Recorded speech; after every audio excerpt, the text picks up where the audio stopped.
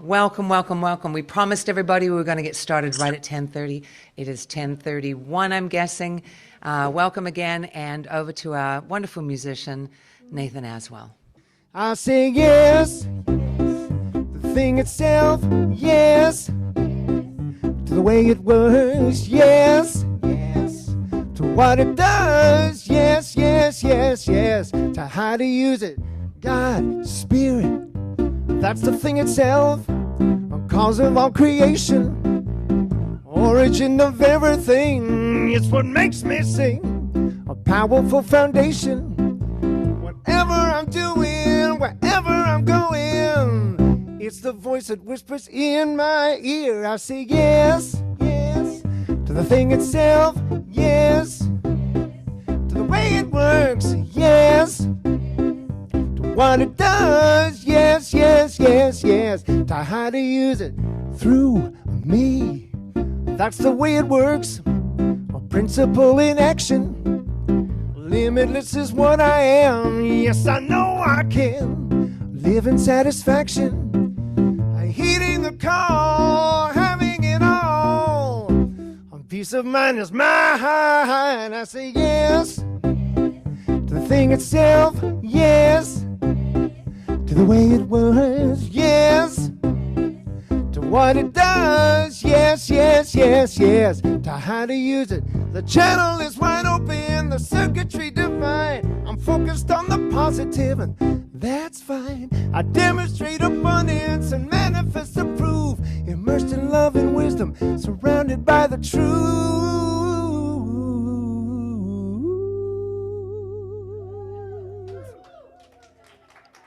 It gets better. But I say yes, the thing itself, yes, to the way it works, yes, to what it does, yes, yes, yes, yes, to how to use it. The channel is wide open, the circuitry divine. I'm focused on the positive, and that's fine. I demonstrate abundance, manifest the proof. Immersed in love and wisdom, surrounded by the truth.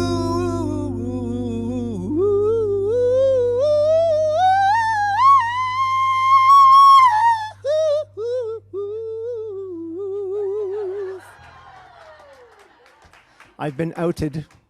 And I say yes to the thing itself, yes, the way it works, yes, to what it does, yes, yes, yes, yes, to how to use it. I say yes, yes, to the thing itself, yes, yes, to the way it works, yes, yes, to what it does, yes, yes, yes, yes, to how to use it. I say yes to the thing itself, yes, to the way it works, yes, to what it does, yes, yes, yes, yes, to how to use it. Thank you. Well, I bet nobody thought they were going to get a glute and core workout this morning when you came. It's great. I don't have to go to the gym now. And all I can say is, for a singer, it is so hard to hit those high notes at the best of times. First thing in the morning. So way to go, Nathan. Thank you, Nathan. Everything is holy now. I think you must have gone and read the talk I wrote that was in my head already. Well, that's what I usually do. That's what you usually do. I know. I don't know how you get in there. Vulcan soul melt. Yeah, exactly, exactly. I have too many things going on here this morning. Holy now. Everything is holy now. That's really ties so well into the topic today of celebrating life as source. So today's topic is about surrendering to life and surrendering into what is next this year. So whether we surrender to our falsehoods or our fears, our doubts, and then when we do that, we free ourselves to live out loud. That is the whole theme for the year this year for CSL globally, is to live out loud. And that's going to mean a little bit of something different for everybody. And I found it, I don't know if I've told this story. I'm repeating myself, maybe not. But last year, every year I do a project with a friend of mine, and we create a key for the year. And so last year, my key, so it's basically my intention on how I want to live the year, was to live out loud. And that happened. That really happened in spades. And this year, I just did the program, and my key, I think I've already told you this, is rooted in faith. And faith to me is that I am focused, I'm abundant, I'm inspired, I know truth, and I trust, and I am health. So that is health in relationships, in my body, health all around me, and health in a community. So I'm excited to share to this whole upcoming year that we're going to have together about living out loud. Because I already did it. So I kind of know, right? I'm fixed. Whoops. So, and it's also, though, realizing every day becomes a day to celebrate the simplicity and the beauty of what is around us. I love that piece of the song. He went outside and he saw that little red bird that was like the burning bush, that ignites, what ignites within us, that flame that is right here, that divine source. And it is moving past the messiness of life, that human experience. I don't know if about any of you, but I've had that messiness show up all sorts of ways. But we know that life is an internal experience, not an external experience. And sometimes I've been really enjoying, I've got 2 books here today that I'm going to reference. I'll just up front, I'm referencing from First the Ecstasy, or After the Ecstasy, The Laundry by Jack Kornfield, which is an amazing book. He's a Zen Buddhist monk. And Living the Science of Mind by Ernest Holmes. So I had started thinking about this, that it is an internal process, our life. And yet we can look externally in so many ways for fixing ourselves, or for that. We never have to fix ourselves because we're all whole, perfect, and complete. But yet there's that voice inside of us that goes, oh, maybe you should do this. Oh, maybe you should do that. Or you're not doing this enough. You're not doing that enough. And yet it's learning to calm that through meditation, through spiritual practice. And it's not comparing ourselves or looking for that, that, and expecting to be looking for that next thing, or to be expecting to be enlightened. And I love what Jack Kornfield says. He said he complained to his master at the monastery and said, you don't always act like you're enlightened. And the Zen master said that it was because if he was always like that we would always look for that outside, that piece of being outside of us, that we would think then, oh, look, he's enlightened, so that's how that looks, rather than looking inside to where that divine source lives and where it is.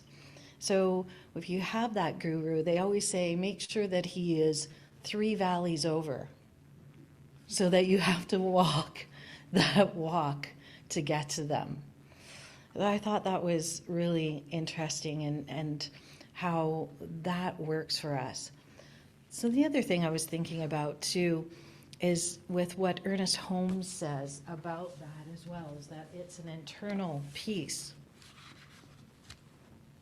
He said, every man's search is something that will make him whole, or every person, let's make this gender neutral.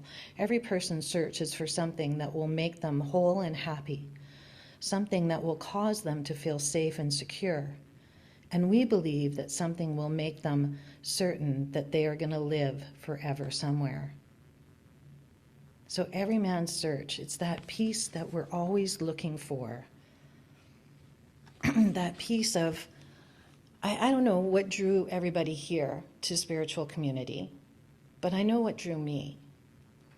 I had taken all the self-development courses, I had done all the stuff, but yet there was still that piece that was going, I think there's more. I think there's something else.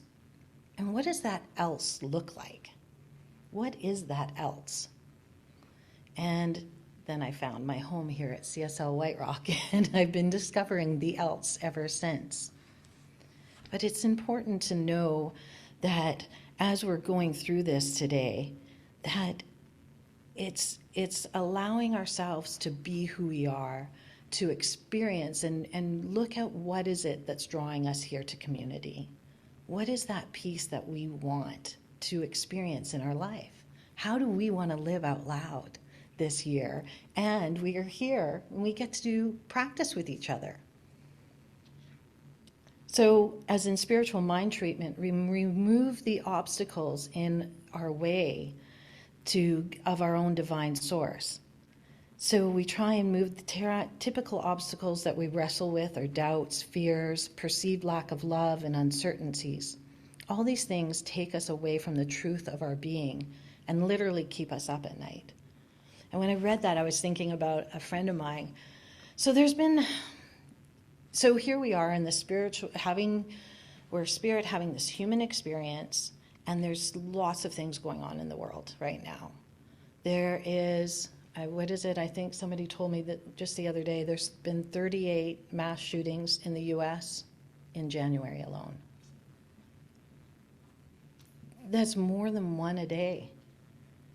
And so how easy is it to go into fear with that happening?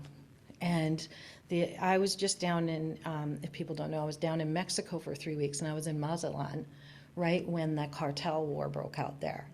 So the news here depicted the burning buses and things, and yes, that did happen, and yet I didn't experience it.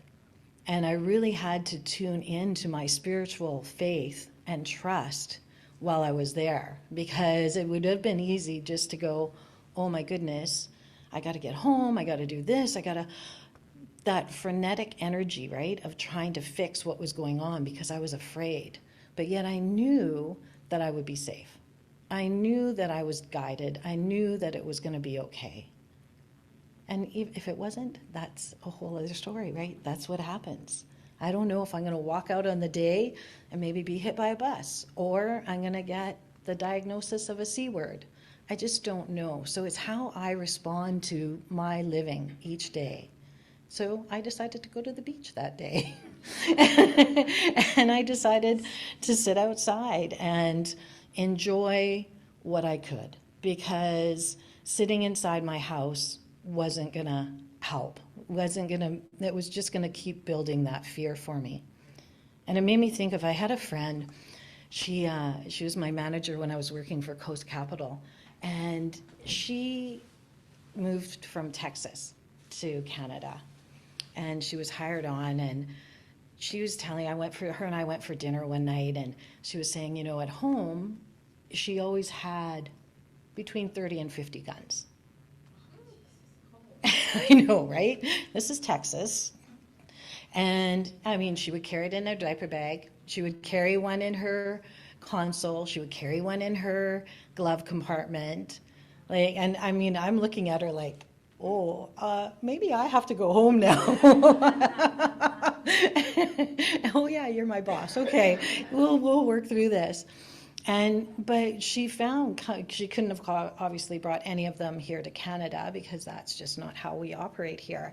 And yet, when she first got here, she was telling me the story of her husband had to go back to Texas, and her and her two children hid under her bed for the 3 nights that he was gone, because she didn't have her guns, she didn't have bars on her windows, but she was living in that fear because that was her experience.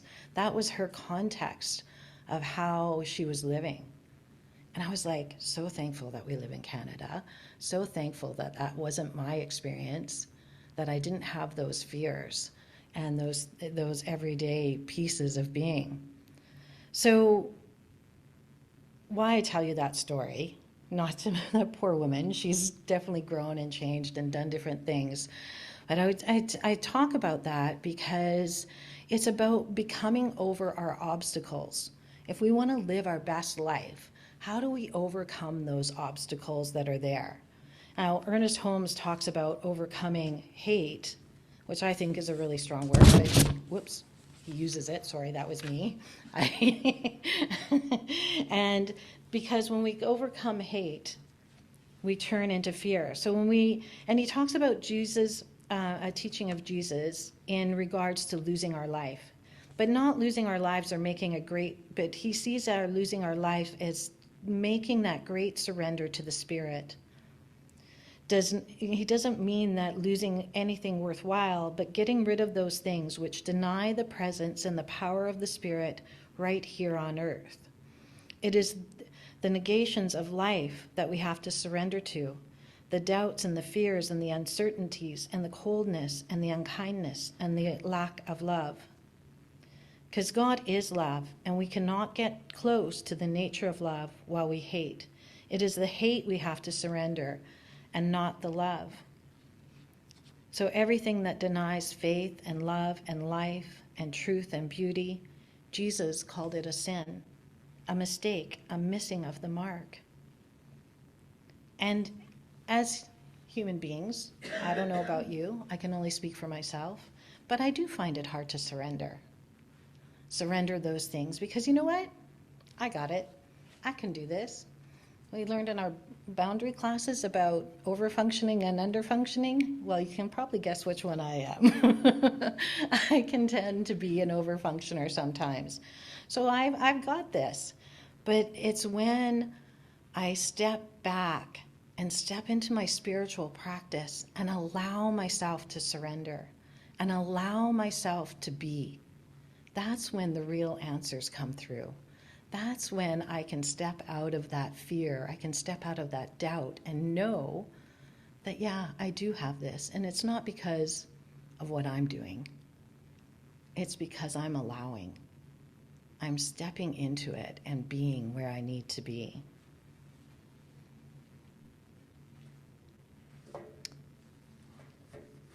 And we all have that longing for wholeness.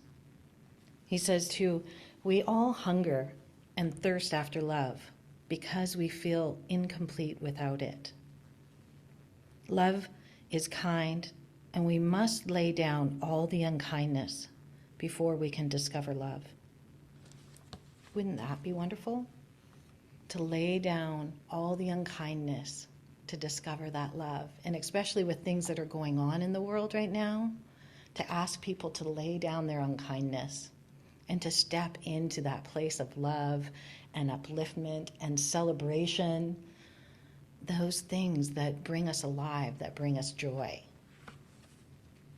I think those are the things that are important, because this Ernest Holmes, the chapter I'm reading from, it's on page 425 of Living the Science of Mind, and it's called The Great Surrender. And he says, when we resist, we make that thing real in our imagination, which we are sincerely trying to get rid of. We become a house divided against itself. We become a house divided against itself. We have those two pieces. I had a friend call me last night, and she asked me the craziest question. She said, so is there three within us? Is there the doer, the chatterer, the monkey mind, and the observer? And which one is it that's actually doing the doing?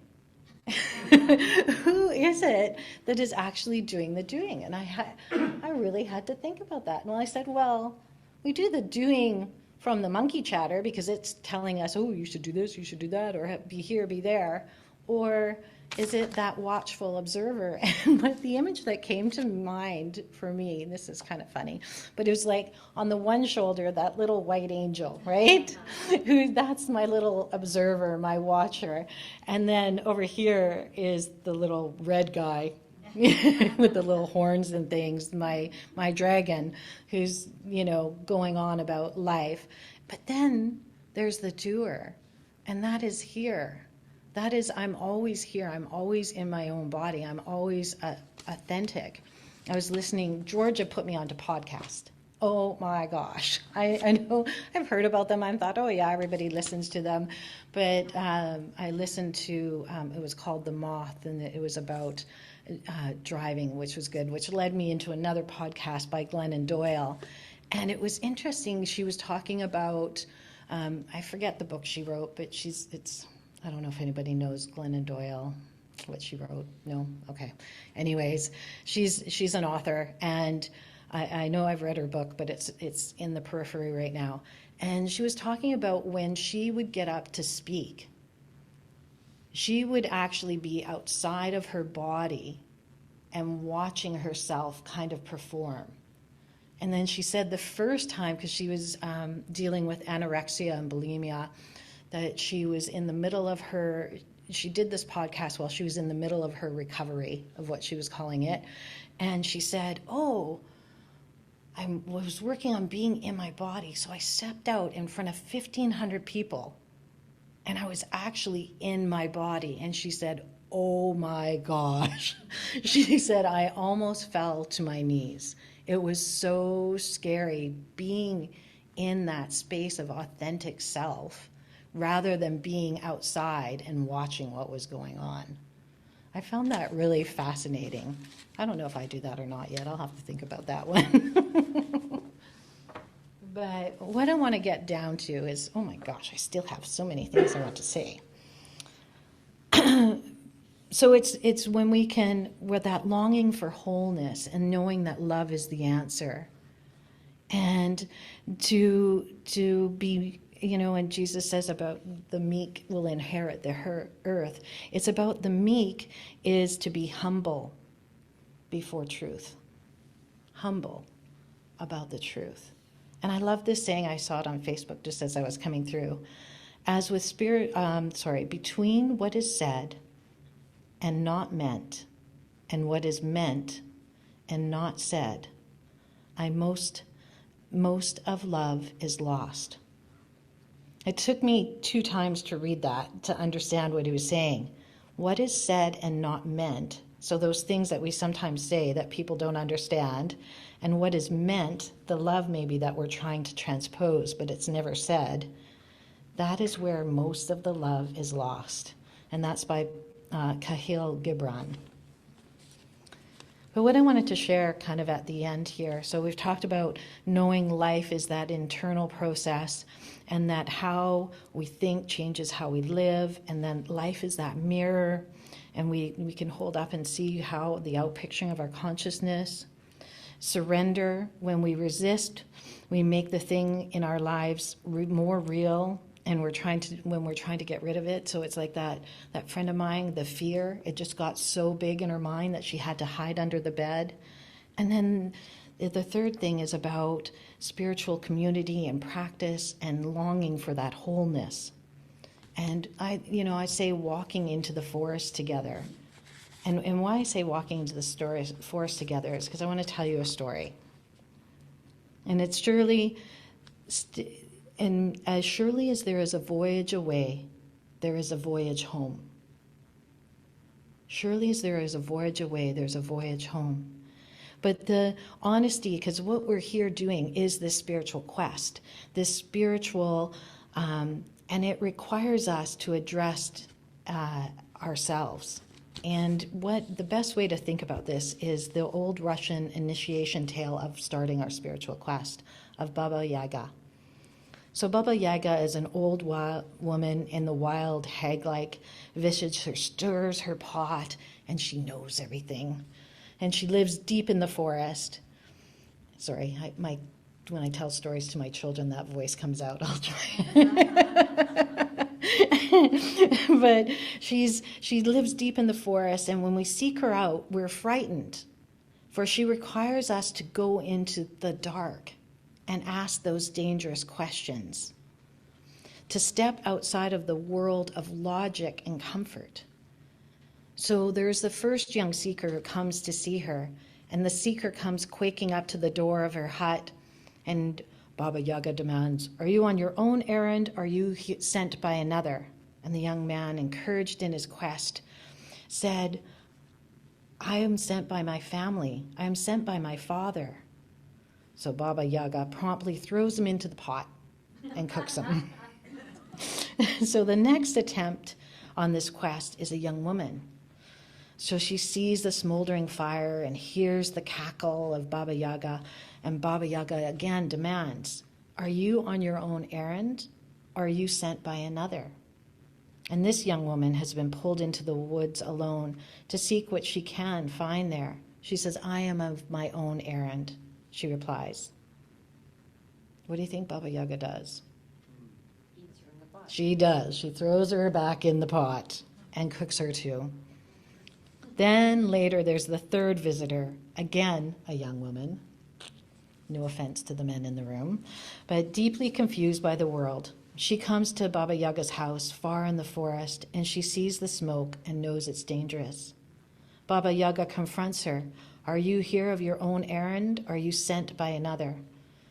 And the young woman answers very honestly. She says, well, in large part, I'm on my own errand. But in large part also, I also come because of others. And she said, the other part is I have come because you are here, and because of the forest, and something I have forgotten. And in large part, I know not why I come. And Baba Yaga regards her for a moment and says, you'll do, and shows her into the hut. And that's that thing, that's that pull, that longing for wholeness, that longing to come back to ourselves, to fall back in love with ourselves and remember the truth of who we really are. Because we are all here on this divine, as this human experience as spirit.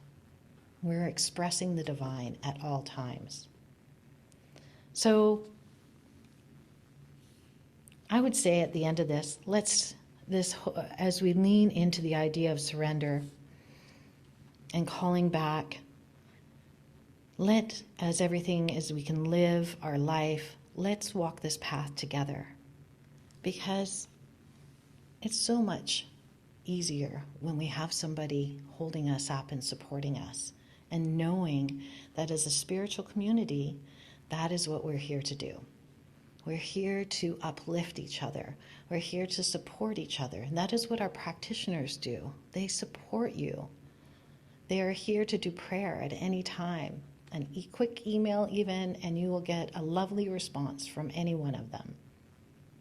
And myself included sometimes too, but Jill's pretty good at it. But it's just that piece of knowing that there's a place to turn, to grapple with these questions, to grapple with what's going on in our lives, and to celebrate our life, because that's what we're here for. That joy, that happiness, that's what we want to experience. So let's do that together as well. Let's have some fun this year. Let's step out and figure ways that we can be in community that support our spiritual growth and yet allows us to enjoy each other and know that this is the place that we want to call home, our spiritual home. And so that is the end of that. So thank you, everyone. It's so beautiful. And just in closing, and prayer, but I like to read the Persian poet Rumi, because as I said earlier, we're that house divided. But this being human is a guest house. Every morning, a new arrival, a joy, a depression, a meanness, some momentary awareness comes as an unexpected visitor. Welcome and entertain them all, even if they're a crowd of sorrows who violently sweep your house, empty of its furniture. Still treat each guest honorably. He may be clearing you out for some new delight. The dark thought, the shame, the malice, meet them at the door laughing and invite them in. Be grateful for whoever comes, because each has been sent as a guide from beyond. So knowing this truth of who we are, and knowing that each one of us are here walking each other home, as CSL White Rock, is our vision is a vibrant, loving world that works for all. So I see that for each of you. I see it for everyone listening. I see it for the world. And knowing that we are all one with that one. So today I claim this vibrancy. I claim this joy. I claim this celebration of life as source. I'm so grateful for this time together, for this joy, for this being of in a like-minded community that we're supporting each other through. So I release these words, the law of mind, knowing right action is already happening. And I ask you to join me in saying, and so it is. Just a little bit of housekeeping. And I don't know about you, but when I was a kid, we used to sing a song at church called Love is Like a Penny, You Can Give It Away, and you end up getting more. And that's something that I've learned, too, over the years about intentional giving.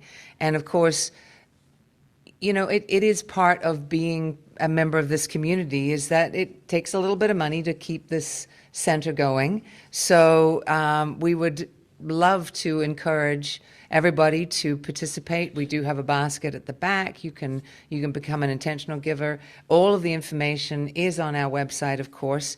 And but let's affirm with our prosperity affirmation. If you know it, join along. If not, I'll just read it for you. I am grateful for my life. I am grateful that all I need flows to me effortlessly through channels expected and unexpected. I am the instrument of this prosperous life. So if you do choose to give and support, like I said, all the information is popped it into the chat on Zoom, and of course it's on our website. And thank you for that. We really do appreciate it.